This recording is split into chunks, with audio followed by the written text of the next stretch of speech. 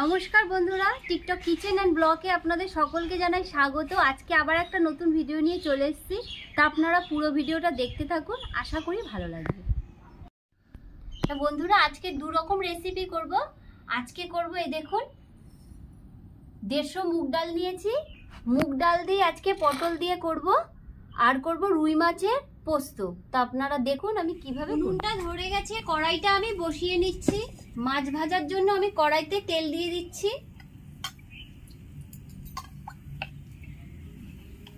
কড়াইয়ের তেল গরম হয়ে গেছে, আমি কালো জিরে ফোড়ন দিয়ে দিচ্ছি। তেলের মধ্যে আমি চিড়ে রাখা 3টে কাঁচা লঙ্কা দিয়ে দিচ্ছি।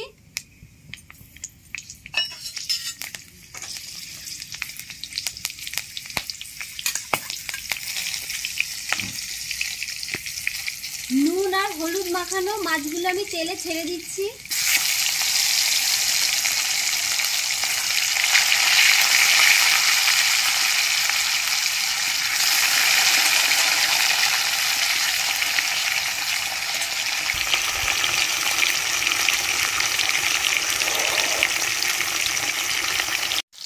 মাছগুলো এক পিঠ ভাজা হয়ে গেছে, আমি উল্টে নিচ্ছি।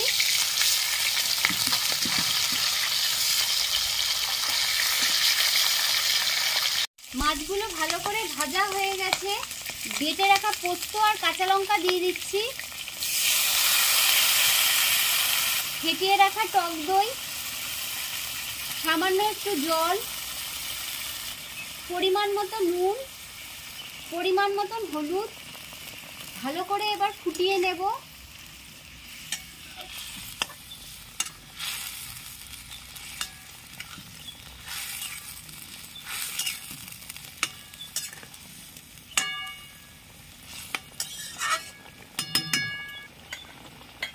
সামান্য একটু কাঁচা সর্ষের তেল।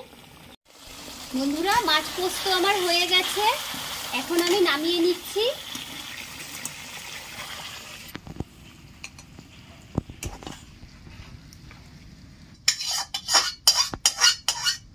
দেখুন বন্ধুরা, মাছ পোস্তর কি সুন্দর কালারটা শুধু দেখুন।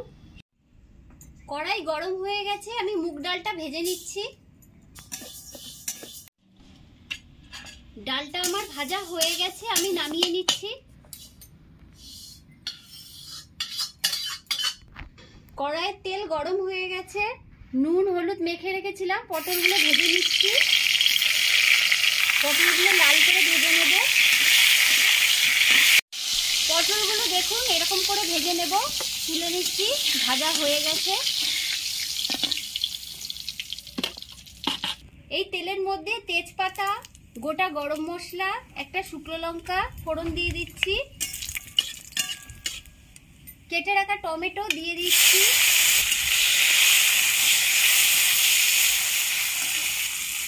পরিমাণ মতো নুন দিয়ে দিচ্ছি।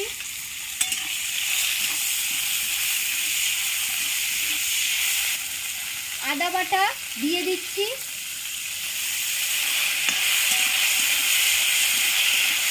গুঁড়ো, ধনের গুঁড়ো, শুকনো লঙ্কার গুঁড়ো জল দিয়ে ভিজিয়ে রেখেছিলাম, তো সেটা দিয়ে দিচ্ছি।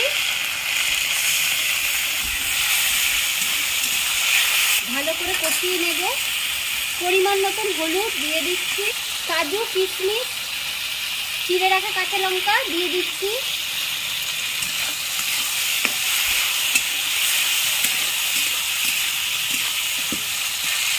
ভেজে রাখা মুগ ডাল ধুয়ে নিয়েছি, দিয়ে দিচ্ছি।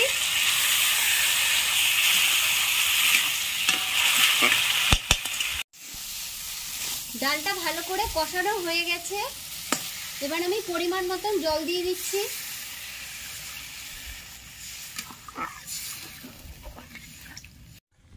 ডালটা আমার সেদ্ধ হয়ে গেছে, দেখুন। ভেজে রাখা পটল দিয়ে দিচ্ছি।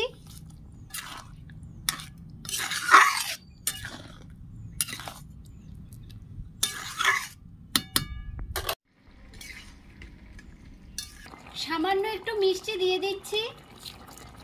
গরম মশলা দিয়ে দিচ্ছি। বন্ধুরা, মুগ ডাল কিন্তু এরকম থাকবে। সামান্য একটু ঘি দিয়ে দিচ্ছি।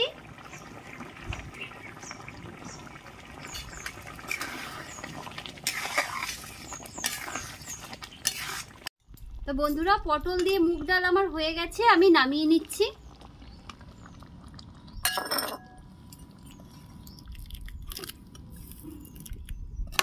তাহলে আমাদের পটল দিয়ে মুগ ডাল এবং তার সাথে রুই মাছের পোস্ত ঝাল রেসিপিটা সম্পূর্ণ হয়েছে। আপনাদের যদি ভিডিওটা ভালো লেগে থাকে তাহলে লাইক, শেয়ার, কমেন্টস এবং সাবস্ক্রাইব করবেন এবং পাশে থাকা বেল আইকনটা প্রেস করে দেবেন। তাহলে আবার যখন নতুন ভিডিও আপলোড করব সাথে সাথে আপনাদের নোটিফিকেশনে চলে যাবে। আসলে এই বলেই শেষ করছি। নমস্কার, ভালো থাকবেন, সুস্থ থাকবেন।